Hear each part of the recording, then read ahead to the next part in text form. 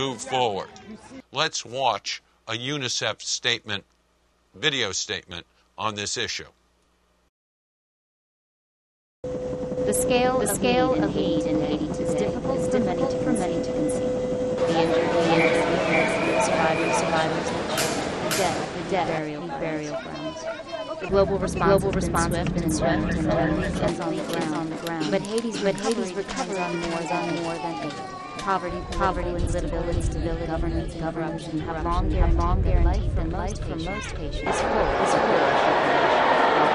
Care, education, even safe water, commodities in short supply before the disaster. The issue is not earthquake. It's the interaction between the earthquake and the situation of Haiti as a poor country with a very limited ability to provide for its children at the best of times, and definitely to protect its children at times of duress. UNICEF working to provide for children who deserve more than the earthquake is a double disaster, deepening the development constraints the country already faced, and the difficulty of emergency response from security, sanitation. Unfortunately, Haiti did not have a particularly good sanitation situation. It's one of the few countries in the world where the sanitation coverage rate has actually declined over the past few years. So across the country, the number of people who had access to what we would consider improved sanitation was only about 19%. So we're already starting from a low base. The situation in Haiti before the crisis wasn't optimal. The health system was relatively weak. Immunization coverage wasn't optimal.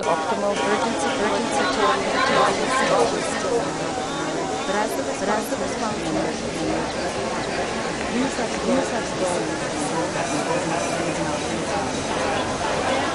It's not just trying to make sure that there are better roads in place, rebuild new roads that were better than the old roads, or new buildings that are more robust than the older buildings, new schools that work better, or new hospitals that work better.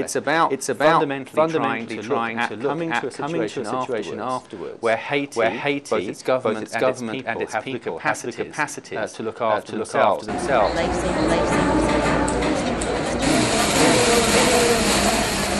Greater task, better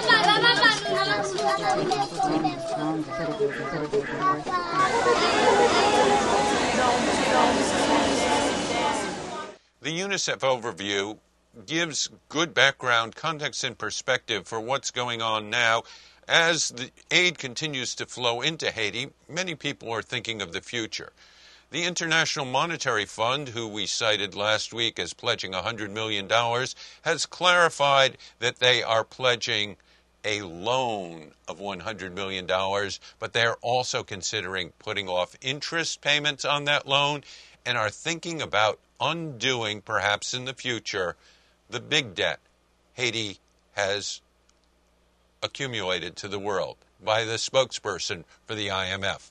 And looking further down the road, Haiti does still have some outstanding debts, very small to the IMF at this point, but to some other bilateral creditors, including Venezuela, for example. And it will, I'm sure, governments will be wanting to do what they can in the light of a comprehensive debt rescheduling. But we see that as down the road a medium-term issue. What we are able to do right now is to provide money that doesn't require Haiti to pay any debt service. And as the IMF and other agencies are clarifying and thinking of the future, the United Nations is continuing to try to raise more money and awareness. They've marshaled one of their ambassadors of goodwill, the movie star from Scotland, Ian McGregor. Hello, I'm Ewan McGregor. I'm a UNICEF ambassador, and I'm urgently appealing to you for your help in response to the terrible earthquake that hit Haiti. Tens of thousands of people have been affected by this terrible disaster, including the most vulnerable of all, the children there. UNICEF are there on the ground helping out already, but they desperately need more help from you. Please donate some money to help out. Thank you very much. Goodwill Ambassador McGregor and other prominent personalities who have rallied to the cause of Haiti, including the United Nations Special Ambassador, former American President William Jefferson Clinton, continue to try and keep people's attention, focused on the immediate needs, the medium-term needs, and the future needs of the beleaguered island of Haiti. The United Nations has played for more than 50 years a key role on that island, UNICEF particularly.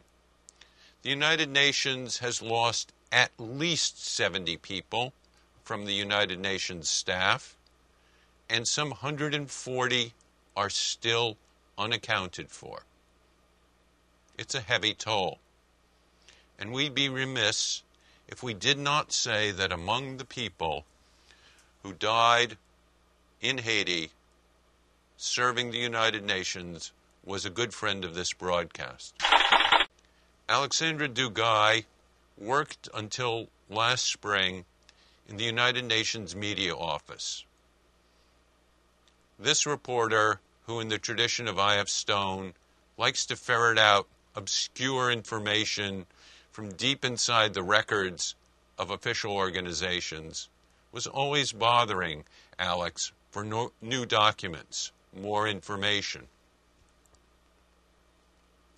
She was relentlessly helpful, always very eager to service any request, and had a sense of fun, effervescence, and she was one of those persons who you went near her and your mood lightened. She gave you a transfer of energy. Alex, Miss Sunshine to some of her friends, very much wanted to go to Haiti. She was excited about the new opportunities to be out in the field. I spoke to one of her colleagues from the United Nations Media Center just the other day.